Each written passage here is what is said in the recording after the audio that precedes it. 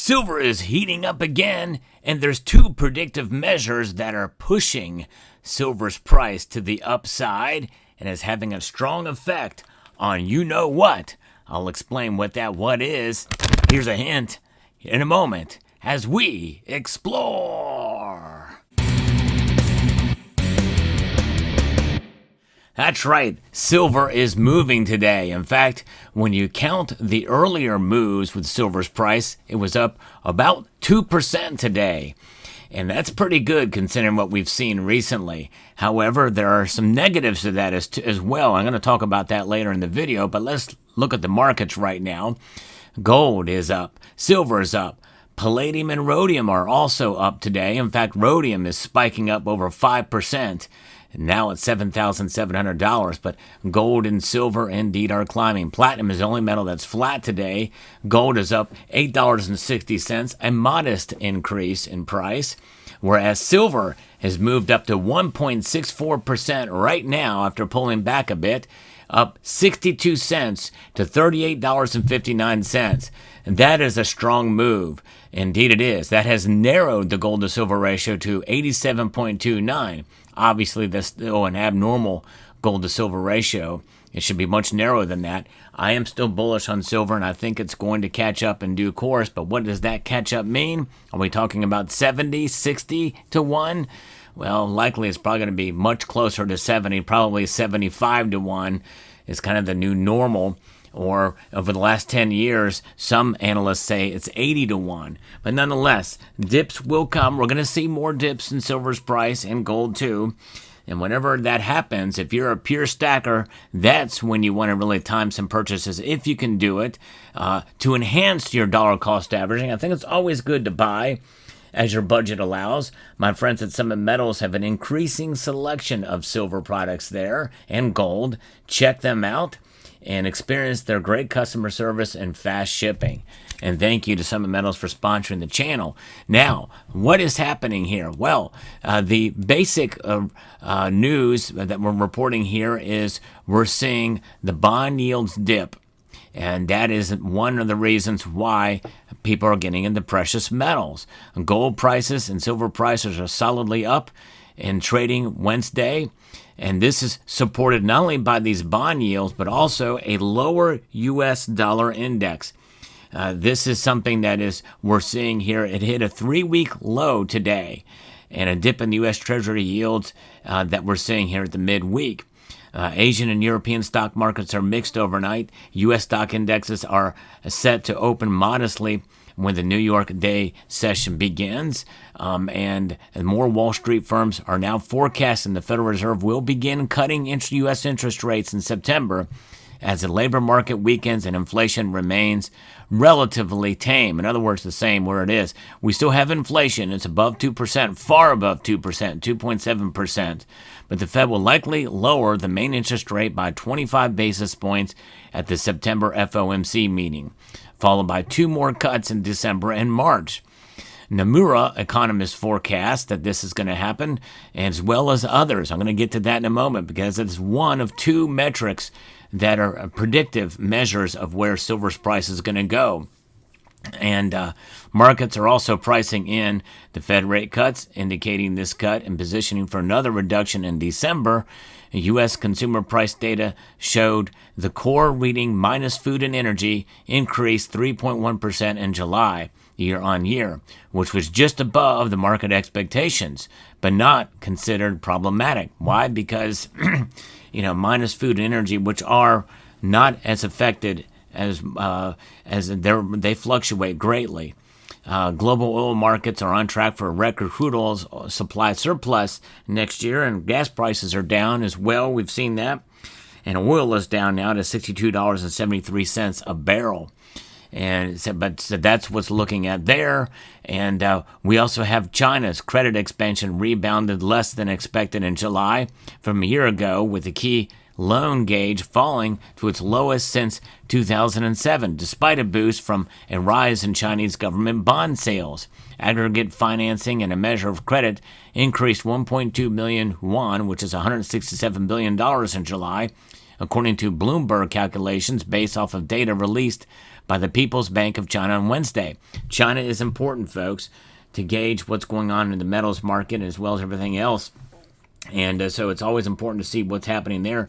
They are the world's largest second economy by measured by nations. Of course, the second largest economy in general is the European Union, but by nation, China is the second. And so policymakers aren't close to injecting more stimulus yet anytime soon, though, in China, given China's solid economic growth at the first half of the year. But analysts generally expect the People's Bank of China to roll out monetary easing in the fourth quarter, following cuts to U.S. interest rates and banks' reserve requirement ratio in May. That's going to be good for gold and silver prices as well. Now, Treasury Secretary Scott Bessent said that U.S. trade officials will reconvene with their Chinese counterparts within 2 to 3 months to discuss the future of bilateral trade between the world's two largest economies. His comments followed this week's extension of a 90-day tariff but truce between the two nations, which temporarily averts more duties on each other's goods. Bessent also said the U.S. would require months, if not quarters, if not a year, of sustained progress in curbing fentanyl flows from China before considering any tariff reductions. Good for him. That is where a lot of the fentanyl is coming from, through the southern border of Mexico with Mexico, but it's being produced in China. And so we also see the Bank of Thailand cutting interest rates and others cutting interest rates. The United States, the only country that does not. So on to those metrics. These are the two predictive measures that are going to be good for interest rates or for gold and silver.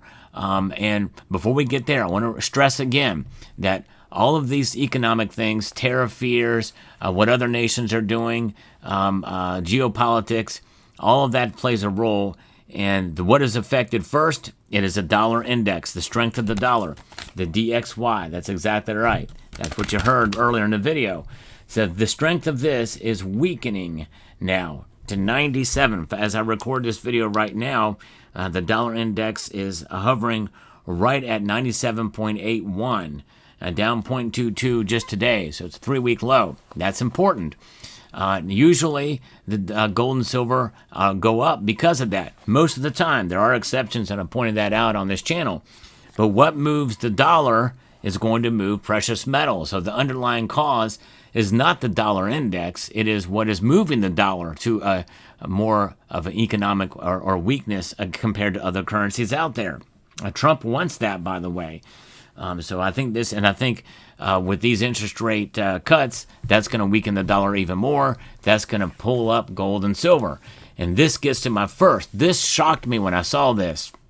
Last time I checked the Fed Watch tool, the target rate probabilities for the September 17th meeting were, there was a small percentage that thought they were going to leave them unchanged, and about 94% that were going to leave, they're going to cut rates down to a quarter point.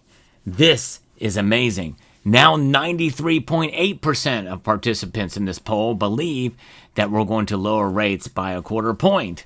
It's down now from 94%. But check this out. Now 6.2% of participants believe there's going to be a full half-point cut. If we see that number grow, then watch out. Silver prices and gold prices will continue to climb up, even though we're more than a month away from that meeting. A month away, and the markets are reacting so strongly. Normally, that would be bad news because it's baked in now, and so that means when it happens, then there'll be not much movement, or it might even go back down and consolidate. But this is a new level now, a new situation here where another half-point cut could be coming in this big pivot. That would be a huge pivot if that occurs. That's number one. Number two is the technicals. That's right. The technicals are posting a wedge pattern, and this bullish wedge pattern is targeting around $40 an ounce. And silver's chart is painting a compelling picture for the bulls right now, according to thetradable.com. The precious metal has been building a textbook wedge formation that's got traders buzzing about an immediate breakout. All eyes are on whether silver can punch through the $38 barrier, and it has strongly today. It got up to $38.68 today. That's just about 32 cents shy of $40. We pulled back since then here in moments before these markets close, but We see it dancing around there. It's carving out a solid bullish wedge pattern. Higher lows meeting higher highs in the classic converging triangle setup, according to the technical analyst pattern analysis. What's really catching attention is the rounded bottom formation sitting inside the wedge, giving double confirmation that buying pressure is building. The whole setup is that coiled spring feel. Price has been compressing into a tighter range, and something's got to give soon based off of how these patterns typically play out. And the key word here being typically does not mean that's going to happen 100%. It's just where the smart money is betting on an upside breakout. So that is quite possible. The battle line, the immediate battle line was drawn at $38. We're past that right now. That upper wedge, if silver cracks through it, then this conviction, we could see a swift move towards a $40 zone, which acts as a major psychological level. So the key words here are typical and psychological. And psychology rules the day. It's like Mike Tyson says, everybody's got a plan until they're punched in the face. Well, that punch in the face is psychology, which is why this article was very careful about saying these patterns typically play out. And until you're punched in the face with some other metric or some other dynamic that can just push silver prices back down. And some of that very well could be, I'm more open-minded ever than before to this idea of silver price suppression by the big banks in the short positions, which are under stress now greater than they have been in years. So this thing, the dollar, may not be able to hold silver down much longer, according to what some of these bankers and elect would like you believe. So there it is. There's your report for today. It's an exciting time for silver. Again, things could move in the opposite direction, though. You never know with silver, but it's looking good. I'm bullish on silver, but I also want to be realistic and make you understand that no matter what silver does in terms of its price, even though we're sitting pretty right now, there's more to silver than just its price. The value proposition is much greater than the price proposition. Let me know what your thoughts are in the comment section down below. Hope you found this video informative, insightful, and educational. Would like to extend a multitude of gratitude to each and every one of you for taking the time to watch, and to encourage you to please rate, share, comment, and subscribe.